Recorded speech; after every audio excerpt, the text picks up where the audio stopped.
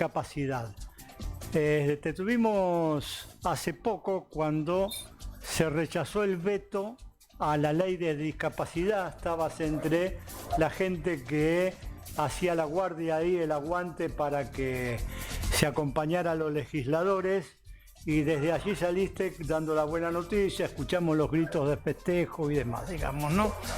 Pero sabemos que la aplicación está tropezando, que está teniendo dificultades. Contanos, Marcela, cómo está la situación. Buenas tardes, Raúl, espero que salga bien, porque estoy en un lugar abierto. Saludos Te escuchamos a vos, bien, ¿eh? Carlos, a Ana María, a Rubén, y agradezco a Radio La Casona la oportunidad de tomar contacto con ustedes, con la audiencia. Y muy interesante la nota que recién escuché con Guadalupe, la doctora del Garrahan. Quiero decir solamente un paréntesis antes de abordar el tema, la pregunta. Lamentablemente no estamos todos de acuerdo con que hay que vacunarse. Y yo me preguntaba en algún momento, ¿cuándo pasamos de aquel tema de María Elena Walsh, la que hablaba de la vacunación, cuando llega el doctor y desembruja a toda la población con una vacuna, a este momento en que no solamente gracias a una fuerte, digamos, propaganda, promoción, difusión antivacuna desde Norteamérica, porque hay un Kennedy detrás de esto. Sí. Hay un Kennedy y bueno, hay toda una onda antivacuna mundial.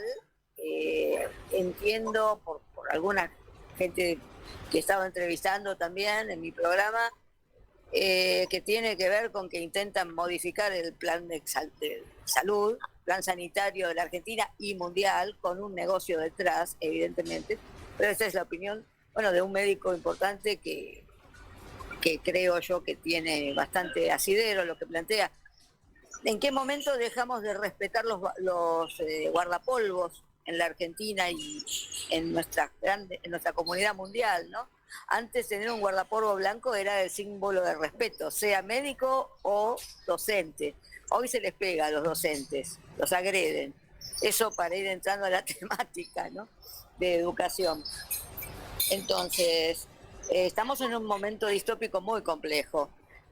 Y no es que ocurre algo, que estamos teniendo dificultades para que se implemente la ley. El gobierno nacional no cumple con la ley y no cumple con los fallos judiciales.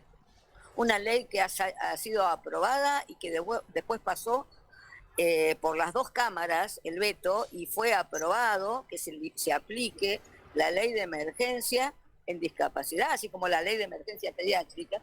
Pero la ley de emergencia en discapacidad se aprobó, pasó por los dos vetos, pasó por una sentencia judicial para amparos, que se viene frenando porque se vienen apelando. Y el gobierno no cumple con la manda constitucional, que es aplicar la ley, sencillamente. Entonces estamos ante una situación gravísima de caos sanitario, de caos en la vida de las personas con discapacidad, porque no tener la pensión no contributiva, más de 100.000 pensiones que les quitaron, les robaron, implican sencillamente que ya no tienen acceso a los tratamientos, a las prestaciones, al servicio de incluir salud, ni a ninguna de aquellas garantías constitucionales que le garantizan el acceso a la salud y al cuidado. Entonces, estamos ante un momento donde estamos perdiendo horas preciosas, no digo días, horas preciosas, en el cuidado, en la atención de un enfermo psiquiátrico, y después aparecen con que el psiquiátrico salió y cometió alguna situación violenta en la calle. Y no, ahí tenemos un gravísimo problema de salud mental, y los psiquiátricos, que son también parte del colectivo de la discapacidad, no están siendo cubiertos, no están siendo atendidos. Una cosa quiero señalar, a mí mi tema es más bien educación especial, pero Sí, a ese tema queríamos llegar, sí. hay tantos cruces como los que señalaba la doctora Guadalupe, que me voy a dar un paréntesis, porque uno de los temas es la opacidad hacia la discapacidad. Ustedes saben que no hay una estadística muy seria, muy consolidada acerca de cuántas personas con discapacidad hay. Del mismo modo que en este gobierno están diciendo que cómo puede haber tantos si no atravesamos ninguna guerra. Pero efectivamente se estima que hay entre 5 y 6 millones de personas en la Argentina con alguna discapacidad, de distinta complejidad. Entonces, sin embargo, hay 1 millón y pico, casi 2 millones de CUTs, de certificados de discapacidad otorgados. Además, este gobierno viene pisando la entrega, postergando o inhibiendo la entrega de certificados únicos de discapacidad, que es el que le da el acceso, por ejemplo, a atenciones gratuitas, a ciertas prestaciones, al transporte y demás. Entonces, estamos en una situación de extrema gravedad. Yendo a la educación, no sé si alguien tiene alguna pregunta, pero... Sí, mira, si no, antes de que entrar de lleno en la educación, quería decir, me parece que no es menor, que ha sido en la Agencia de Discapacidad donde se destapó un hecho de corrupción tremendo, robándole recursos a quienes más lo necesitan, digamos, ¿no? Esto también tenemos que decirlo, digamos, ¿no?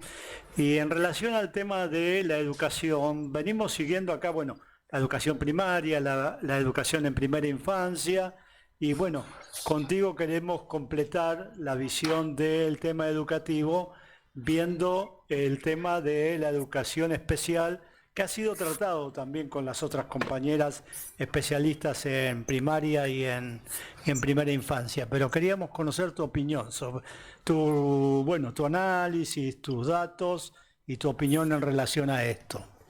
En la ciudad de Buenos Aires nosotros tenemos la doble desdicha de las políticas nacionales más las políticas de la ciudad. Entonces, en educación especial en la ciudad, lo que estamos sufriendo es ahora que ustedes entiendo que estuvieron analizándolo con Angélica Graciano, un borrador que circula acerca de un nuevo plan que se llama Plan de Libertad o Proyecto de Libertad Educativa. El proyecto de libertad educativa, que sumado al presupuesto del gobierno de la ciudad de Buenos Aires para la ciudad en el 2026, que dispone 0% para la educación especial, 0% para la educación, no se va a cumplir, de acuerdo con ese borrador, si se aplica, en principio de ninguna manera vamos a seguir, vamos a alcanzar la meta del 6% del PBI, pero que 6% del PBI que se viene perdiendo aproximadamente un 1% por año desde 2011 para acá, y que en educación especial es todavía más profundo la subejecución. Quiero señalar eso también, porque el patito feo de todo es aquellos a los que hay que esconder debajo de la alfombra porque son feos, digamos, no son lindos de ver una persona con discapacidad, un muchacho down que no tiene deglución y se babea, digamos que no queda lindo.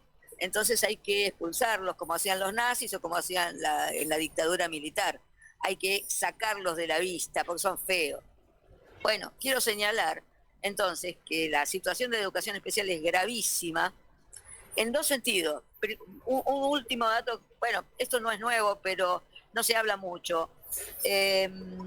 Cargo que el docente se va jubilando, cargo que no se ocupa. Y está ocurriendo ahora en un sector que no ocurría en la educación especial, que eran los talleres.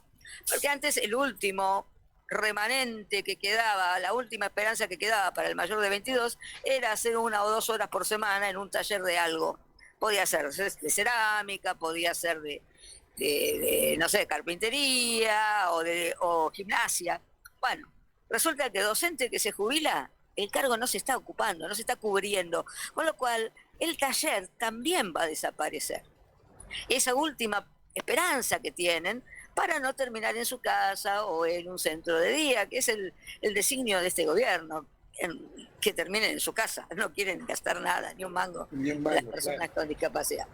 Entonces, ayer tuvimos, como lo señaló Guadalupe, la doctora, tuvimos en el marco del Día Internacional de los Derechos de las Personas con Discapacidad, muchas actividades. No llegué a la del Garrahan, me hubiera gustado, pero nosotros estábamos ya convocados al frente del Andis, la Andis que queda en Irigoyen 1447. Ahí tuvimos una situación muy rara porque todos los miércoles nos hacen una guardia pretoriana y esta vuelta también, pero no dejaban pasar a cuatro personas ciegas y una señora que se movilizaba muy mal en muletas. Y no las tenían, la tenían retenida y no las dejaban ingresar a la puerta del Andis en el horario de atención de la Andis. Porque nosotros somos tan malvados que lo hacemos en el horario de atención. O sea, si esa gente no venía a protestar, sino que venía a atenderse, no podía acercarse. Bueno, protestamos, dijimos que era muy una vergüenza y finalmente algunos se avergonzó y los dejó pasar. Hicimos la actividad y después hicimos un encuentro en la plazoleta, que está, creo que es la Plaza Lorea, ¿no? Bueno, donde pusimos un micrófono abierto y hasta un señor en situación de calle que tenía la pérdida de un ojo habló, y lo que nos dijo el señor, no tiene que ver con educación, pero viene a cuento, es que él pedía por favor que la policía de la ciudad a la mañana no le arroje agua porque le moja todo, y hay algunos ciudadanos que se suman a esa conducta, ¿no?, de mojarles todo a las personas en situación de calle, y que él era discapacitado y que apoyaba la lucha, la pelea. Bueno, esto como nota de cuál es el clima social en el cual estamos. Nosotros en educación especial estamos muy preocupados. Seguimos insistiendo en la presentación de un proyecto de ley, que si pierde Estado lo volveremos a presentar el año que viene, para que se le dé educación cumpliendo con la normativa de la Convención de las Personas con Discapacidad Internacional,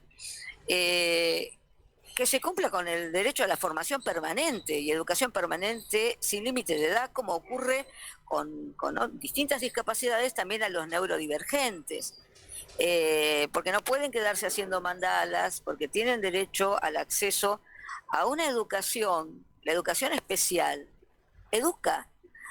Yo no te voy a decir que un chico profundo, que tenga un problema muy severo de discapacidad intelectual, va a ser Einstein. No, tal vez no lo sea, tal vez no pueda ni hablar bien, pero tiene derecho a tener un plan de vida, a construir un plan de vida, ayudado con docentes, con personal especializado en el área pedagógica para la discapacidad.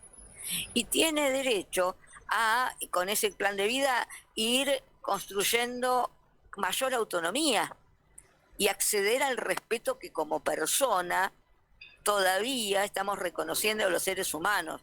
Con este tiempo de distopía, tal vez teniendo lo que ocurre en Gaza, viendo lo que ocurre en otros lugares del planeta, quizás tendríamos que analizar un poco qué trato le damos a los seres humanos, pero por ahora yo me aferro a esto, que hay derechos humanos y que todos, por ser humanos, son merecedores de ese respeto, de ese buen trato que las personas con discapacidad estigmatizadas no reciben. Marcela Ana María quiere hacer un comentario y una pregunta. A propósito de lo que mencionaste de ayer miércoles, ayer un jubilado se descompensó, tardaron media hora en atenderlo, venir la ambulancia de SAME, y era un señor discapacitado que estaba allí, creo que le faltaba una pierna, parte de una pierna, estaba allí justamente protestando porque le habían quitado su beneficio de discapacidad. Seguramente de eso te debes haber enterado. Y el otro tema que vos decís, el jueves que viene es el Día Internacional de los Derechos Humanos. Esto no es un derecho humano lo que vos estás diciendo. Y tengo entendido que el miércoles tienen previsto una nueva movilización conjuntamente con los demás especialidades médicas y con los médicos del Garrahan sobre todo. ¿Nos podés contar qué va a pasar el miércoles que viene, 10 del 12? Mira, yo no estoy enterada, estimo que como todos los miércoles nos vamos a concentrar en la Plaza del Congreso. Claro, claro, forma parte de la movida de todos los miércoles, de todos los colectivos. De hecho, yo ayer me enteré de este señor que le faltaba una pierna, dijeron. La semana pasada también ocurrió que un señor jubilado, tuvimos casi 20 minutos llamando al SAME o a alguien que viniera a asistirlo con ambulancia, y teníamos mucho miedo porque hacía mucho calor. Ayer también fue un día muy agobiante, así que no me llama la atención, al contrario. Lo que me llama la atención es que no nos pegaron como suelen hacer, pero no hubo trifulcas ni enfrentamientos serios. Cambió la Claro. es eso. Puede ser, se está acomodando recién. Pero no, el tema es grave, y nosotros todos los miércoles, junto con los jubilados, de todos los colectivos de jubilados, nos juntamos de distintas organizaciones que representan a la discapacidad. Yo estoy en Unidos por la Educación Especial, nos articulamos con la CTA de los trabajadores y la CTA Autónoma, con Remigia Cáceres, con la UTE, la Unión de Trabajadores de la Educación, y ATE también se suma con sus jubilados, y formamos parte de la movida que nos incorporamos a. Ayer había de jubilados insurgentes en el micrófono abierto que habíamos puesto a disposición del público. Así que sí, todos los miércoles. Entiendo que a partir de las 4, dado el calor, dado estas temperaturas, y bueno, ahí estaremos. Rubén quiere hacerte un comentario y una pregunta. Rubén, por favor. Hola, ¿qué tal, Marcela? ¿Qué tal, Rubén? Mi pregunta es, quería saber cuál es el espectro que se considera discapacidad. ¿Cuál es el espectro? Sí, ¿Me estás hablando de discapacidad intelectual? No, de todo tipo. ¿Qué engloba? Porque Cualquier. para marcar como... Claro. Arriba de un 60% de discapacidad, las personas acceden, a un CUD, a un certificado de discapacidad. Teóricamente accederían, tendrían derecho a acceder a un certificado de discapacidad.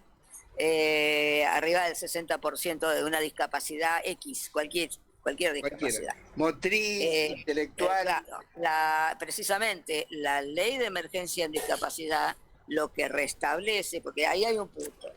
Las personas con discapacidad, muchas, tienen derecho a trabajar, se capacitan, de hecho son formadas, se procura que sean cada vez más autónomas, que ganen en confianza, y que puedan aprender algún oficio o desarrollar alguna actividad que les permite insertarse económicamente. Bueno, con el decreto de Milei, se quitó el derecho de trabajar y gozar de esa magnífica pensión no contributiva de 200.000 pesos.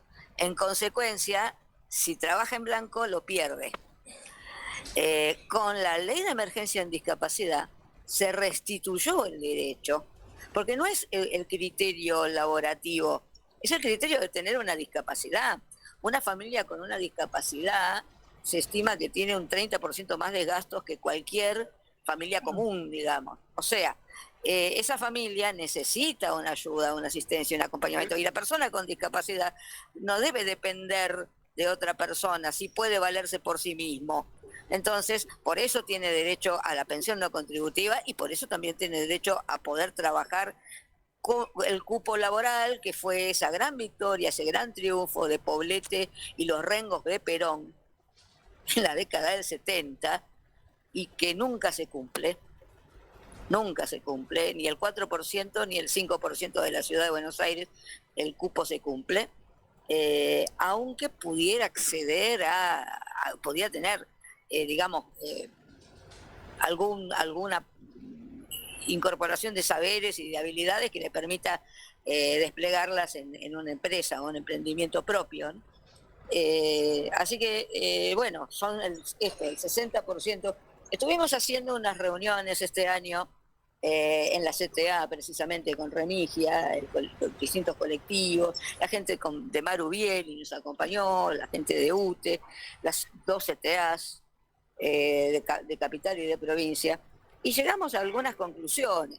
Una de las conclusiones, bueno, de la defensa de la necesidad para la ciudad de este proyecto de ley, que les decía, para los mayores de 22 años, de formación permanente, el tema del trabajo, pero además un punto muy particular, ¿quién cuida al que cuida? Con esto que decía del 30% de las familias, no es que solamente es un gasto económico, sí, es un 30% de plata, pero el que cuida además necesita, y la persona con discapacidad también, necesita que los trámites sean accesibles, que no sea ser un científico de la NASA, poder llenar un formulario.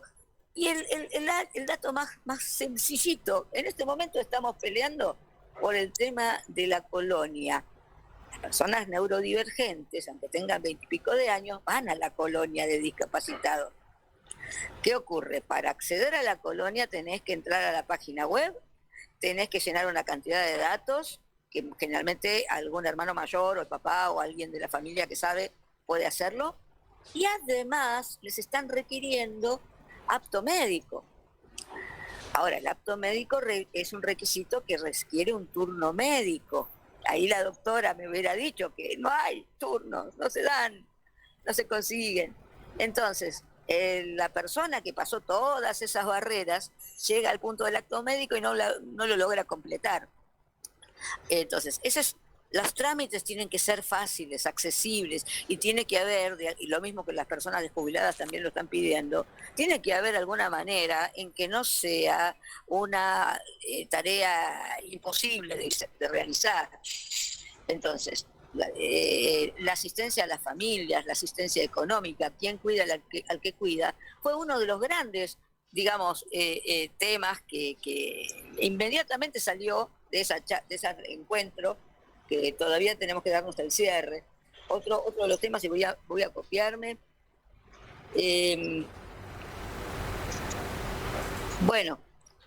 un tema que también habla de la falta del Estado presente.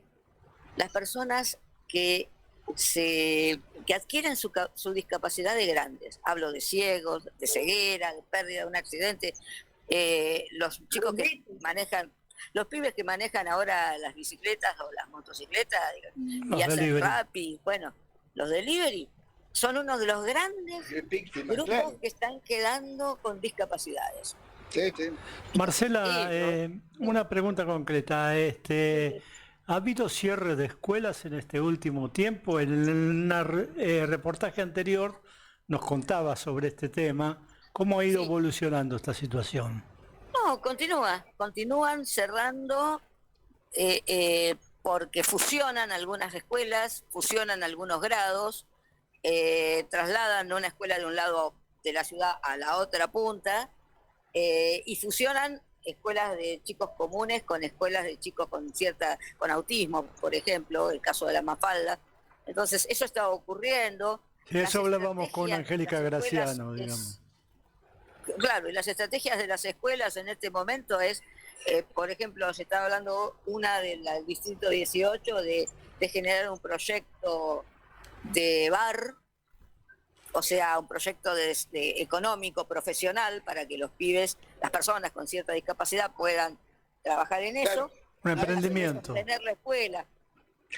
Hay algunas experiencias como un restaurante muy conocido, sí, ¿no? Y hay panadería. Claro, hay bastantes, ¿no?